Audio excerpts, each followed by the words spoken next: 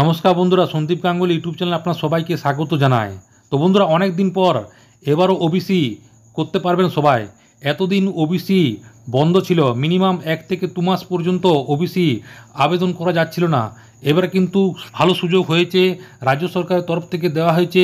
এই ওবিসি নতুন যারা আবেদন করতে চাইছেন এবার থেকে তারা কিন্তু আবেদন করতে পারবেন। ওবিসির নাম যেখানে দেখতে পাচ্ছেন, নাম কিন্তু অলরেডি এই জায়গায় চলে এসেছে। আগে এখানে ওবিসি কিন্তু বন্ধ ছিল, এসসি আর এসটি শুধুমাত্র আবেদন করতে পারছিল। এখন থেকে কিন্তু যারা ওবিসি আছে তারা চাইলে কিন্তু এবারে নতুন করে আবেদন করতে পারবেন। ওবিসি আবেদন করা এইবার থেকে স্টার্ট হয়ে গেছে। আজকে পোর্টাল খুলে আমি দেখলাম, আজকের থেকে যেটা নিউজ যেটা আসছে, আজকের থেকে ওবিসি আবার নতুন করে অ্যাড করে দেওয়া হয়েছে। এই লিঙ্কটা টোটালি বন্ধ ছিল, এই ওবিসি জায়গাটা টোটালি বন্ধ করে রেখে দেওয়া হয়েছিল। এখন কিন্তু আগে কী হতো, আগে শুধুমাত্র এসটি ফিল আপ হচ্ছিল, কিন্তু এখন ওবিসি এবার থেকে কিন্তু ওবিসি যারা আছে তারা চাইলে কিন্তু এবার আবেদন করতে পারবেন। ওবিসি যেটা আছে এখান থেকে যদি আমি ওবিসি ক্লিক করি, ওবিসি ক্লিক করার পর আমি দেখতে পাবো যে ওবিসির এ বি সি যারা আছে তারা কিন্তু এখান থেকে যারা চাইলে আবেদন কিন্তু করতে পারবেন। OBC A B. তো বন্ধুরা, কী কী ডকুমেন্টস লাগবে, কী কোথায় জমা দেবেন, সব কিছু বিস্তারে জানাবো। তো বন্ধুরা, সেই জন্য ভিডিওটি প্রথম থেকে শেষ পর্যন্ত অবশ্যই দেখবেন। আর যদি বন্ধুরা চ্যানেলটি নতুন থাকেন তো বন্ধুরা চ্যানেলটি অবশ্যই সাবস্ক্রাইব করবেন যাবতীয় কিন্তু লেটেস্ট নিউজ পাওয়ার জন্য। তো বন্ধুরা, প্রথমত আপনাদের ডিস্ট্রিক্টের নাম চুজ করতে হবে। তারপরে দেখুন বন্ধুরা, ডিস্ট্রিক্টের নাম চুজ করার পর বন্ধুরা আপনাদের কাছে আসবে সাব ডিভিশন। আপনি যে সাব ডিভিশন আন্ডারে পাস করেন সেই সাব ডিভিশন আন্ডারে নিতে হবে। তারপরে বন্ধুরা, আপনি যদি মিউনিসিপ্যাল থাকে তো মিউনিসিপ্যাল আন্ডারে আপনি টিকমার্ক দিবেন। যদি আপনি ব্লকে থাকেন তাহলে কিন্তু ব্লকে টিকমার্ক দিবেন। তারপরে আপনাদের গ্রাম পঞ্চায়েত ওয়ার্ড, যেখানে যদি আপনি গ্রাম পঞ্চায়েত থাকেন তো গ্রাম পঞ্চায়েতে আপনি নাম এখানে সিলেক্ট করবেন। তারপরে যেটা দেওয়া আছে দেখুন বন্ধুরা, applicant for SC ST OBC, আপনি যেটা আপনি বটেন তাহলে সেটা কিন্তু আপনি এখান থেকে চুজ করবেন। তারপরে দেখুন বন্ধুরা, যেটা 3 নম্বরে যেটা দেওয়া আছে নেম, আপনার নাম যেটা আছে সেটা কিন্তু আধার কার্ড অনুসারে আপনি বা আপনাদের মাধ্যমিক অ্যাডমিট কার্ড যেটা আছে সেই হিসাবে কিন্তু নাম দিতে হবে, ফাদার নাম দিতে হবে, মোবাইল নাম্বার, ইমেল আইডি। তারপর এইখান থেকে যে কোনো একটা ডকুমেন্টস দিতে হবে, হয় ভোটার কার্ড নাহলে আধার কার্ড, না হলে কিন্তু আপনাদের রেশন কার্ড কিন্তু এখান থেকে নম্বর কিন্তু পুট করতে হবে। তার পাশাপাশি দেখুন বন্ধুরা, আপনাদের ডেট অফ বার্থ, আপনার ডেট অফ বার্থ যেটা আছে সেটা কিন্তু করতে হবে। এখানে কিন্তু প্লেস অফ বার্থ, আপনি যদি ওয়েস্ট বেঙ্গলে যদি জন্ম হয় তাহলে কিন্তু ওয়েস্ট বেঙ্গল সিলেক্ট করবেন।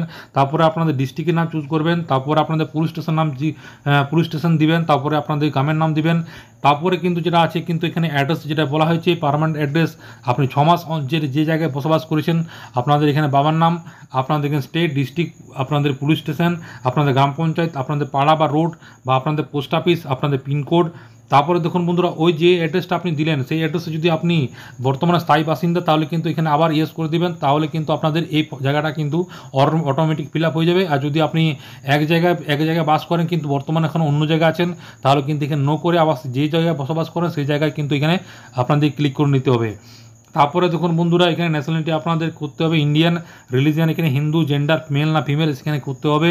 এরপরে দেখুন বন্ধুরা, বার্থ রিলেশন ডিটেলস, আপনাদের ফ্যামিলির যদি কারো কাস্ট সার্টিফিকেট থাকে তাহলে সেই কাস্ট সার্টিফিকেট ব্যক্তির নাম এবং সেই কাস্ট সার্টিফিকেট নম্বর, কত তারিখে কাস্ট সার্টিফিকেটটি ইস্যু হয়েছে সেই ইস্যু ডেটটা লিখবেন। তারপরে আপনি কার কাস্ট সার্টিফিকেট নিচ্ছেন, আপনার বাবার নাকি মায়ের নাকি বাবার বা আপনাদের ভাই বোন যেটা আছে আপনাদের যে রিলেটিভ আছে বা আপনাদের পরিচিত যা আছে যার কাছ থেকে নিচ্ছেন তারটা কিন্তু এখান থেকে কিন্তু লাগবে। তারপরে দেখুন বন্ধুরা, এইখান থেকে 2 জন লোকাল রেফারেন্স লাগবে। আপনি যে স্থায়ী বাসিন্দা তারপর আপনাদের পাড়ার বা প্রতিবেশীর এখানে 2 জনকার ভোটার কার্ড কিন্তু লাগবে। 2 জন ভোটার আধার কার্ড যেটা পেয়ে থাকেন তাদের নামগুলো কিন্তু এখানে লিখে দিবেন। বন্ধু স্থানীয় বা আপনাদের রিলেটিভ স্থানীয় কিন্তু দিলেও কিন্তু হয়ে যাবে। এখানে নাম এবং তাদের কিন্তু অ্যাড্রেস দিতে হবে। তারপরে দেখুন বন্ধুরা, এখানে কিন্তু আপনাদের জিজ্ঞেস করেছে 15 নম্বর যদি জায়গা দেখেন তাহলে কিন্তু জিজ্ঞেস করেছে whether applicant family migrant family, মানে আপনি কি অন্য কোনো স্টেটে বা কান্ট্রিতে কিন্তু কাজ করেন কিনা, যদি করেন তো এখানে ইয়েস করবেন, না হলে কিন্তু এই জায়গাটা ছেড়ে দিবেন।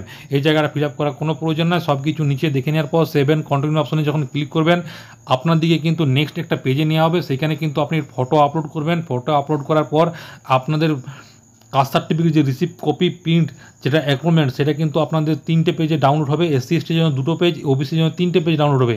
ওই 3টে পেজ ছবি দিয়ে সিগনেচার করে আপনাদের আধার কার্ড, আপনাদের রেশন কার্ড, আপনাদের জন্ম সার্টিফিকেট প্রমাণপত্র এবং আপনি যার কাছ থেকে আপনি কাস্ট সার্টিফিকেট নিচ্ছেন রক্ত সম্পর্ক, তার একটি আধার কার্ড এবং তার কাস্ট সার্টিফিকেট নিতে হবে, পাড়ার দুজনকার ভোটার কার্ডের জেরক্স কপি এবং তাদের আধার কার্ডের জেরক্স কপি, একটা এজাহার, একটা বংশপঞ্জিকা এবং পঞ্চায়েতের প্রধানের কাছ থেকে একটা ইনকাম রেসিপ্ট নিয়ে এই সব কিছু স্টেপলার মেরে এটা কিন্তু আপনাদের নিয়ারেস্ট যে আপনাদের বিডিও অফিস আছে সেই বিডিও অফিসে জমা দিবেন।